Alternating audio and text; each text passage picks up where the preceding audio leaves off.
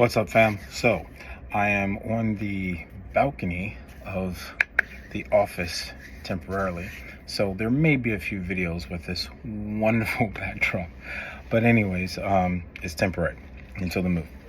So I have looked at some of the comments and have talked to some friends and things, and I'm going to start with the cursed box. So considering that there are 3 models in here, I could take it and do one a piece. So what I'm going to do is I'm going to do at least one of them for the initial build, and the other 2 I might add as auxiliary builds to another 2 models later on down the line. But for now, I'm going to put this together and go from there. I'm kind of torn between these 2 specifically.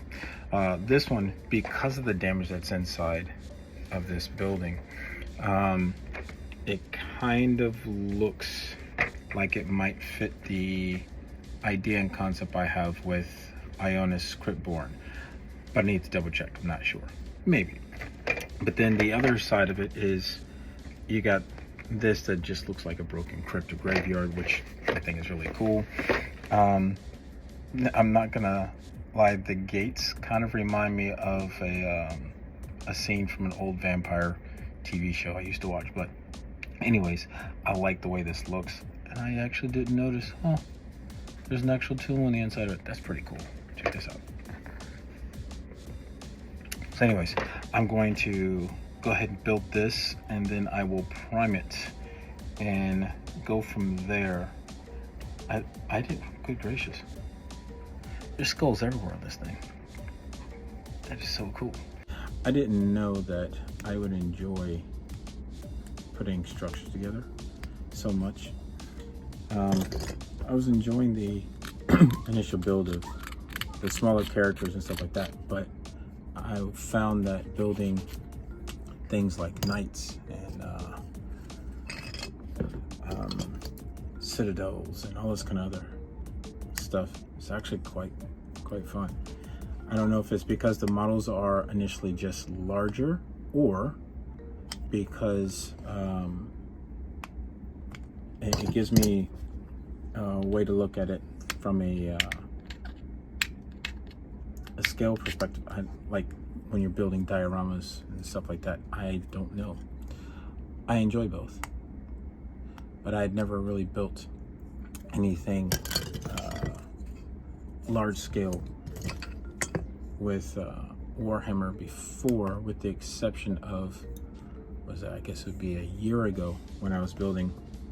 I started a little over a year ago and had to stop, but initially start to finish about a year ago for the Rusty Nurgling, and I had a dragon that was actually sitting on a floating island attached to a tower. The idea was basically, it was enchanted, frozen at the bottom, time had gone by and everything got frozen over, and that dragon was basically its protector. It's pretty cool. I enjoyed it. Learned a lot. Unfortunately, did have something happen when I finished the build. I took it to the event, got it all the way to to the location. Lessons learned, man. And as soon as I got to the door, his toenail actually just so happened to get stuck on the automatic door, and it snapped. It snapped the support that I had built into it right in half, and my heart sank because it took me a long time to do it. It was my first time trying it, but at the same time, I also learned that when I'm building, and if I'm going to build something large scale, to make sure that it's portable and can be broken down for easier transport. But not just that, I found a way to fix it with the help of one of my very good friends. He's family, and I really appreciate his patience and his mentorship. I have a friend out here who's just amazing. Man, without him, I probably would not be into Warhammer. Had been introduced to it, knew about it when I was a kid, but you know, it was always kind of out of reach or in a different area. But now I'm looking at it as a retreat. It's like when you feel like you don't have a lot of time, or just schedule doesn't allow you to do a lot, trying to allot yourself anywhere between 5 to 20 minutes a day. 5 to 20 minutes a day, then what you're doing is, you know, if you're building something, build it. If you're painting something, just little by little. And I was like, does that work? Because it does work. It does work. When I was going on set for commercial work or for films, I would actually take the car in the background. I would actually take my models with me so I could prime them or start working on little accents and things of that nature. So just so you know, I took the first sprue and took out almost every piece. There's only 2 large sprues in here, and they're heavy, which was kind of a surprise. I thought there'd be like 3 or 4 of them, but I didn't take out a couple of the small pieces. This piece right here with the skulls on the inside of it, that's actually one of my favorite pieces in this section. But I didn't take that out on purpose because I'm trying to decide on what I'm going to do with it. If I'm going to have it look and be the same as this, or do something different. Once that happened, my only hiccup is, do I use Commander Dante like I was thinking? And because, I mean, how could I say no? Or do I use something? So part of me was like, maybe I should use Custodes. But then I really, really like the idea of taking at least 4 to 6 Primarchs and painting them in different variations.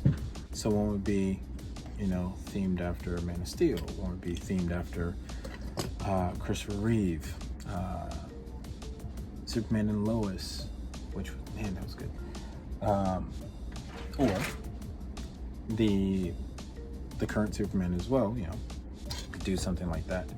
You know what? I think I will. That'll be part of my Christmas build. Looking at how this this particular thing is going, I kind of like the idea of, hey, you know, thinking about that Superman thing, man, it's gonna get stuck in my head, that it's a crypt for, it's a little on the nose, Kryptonians.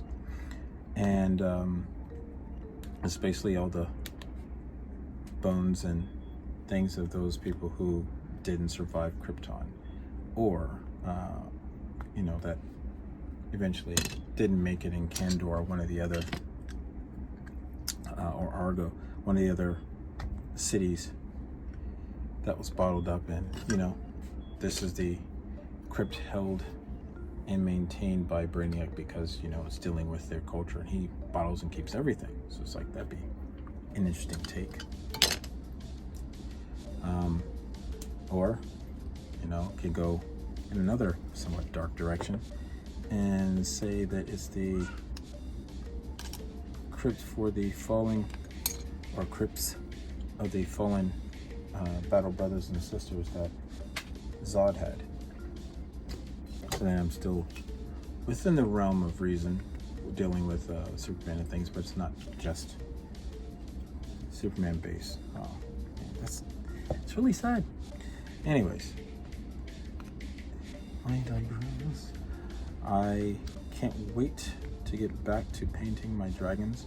So for those who may not know, I will let you know about the dragons and what I had planned for this year's resting early in the next video.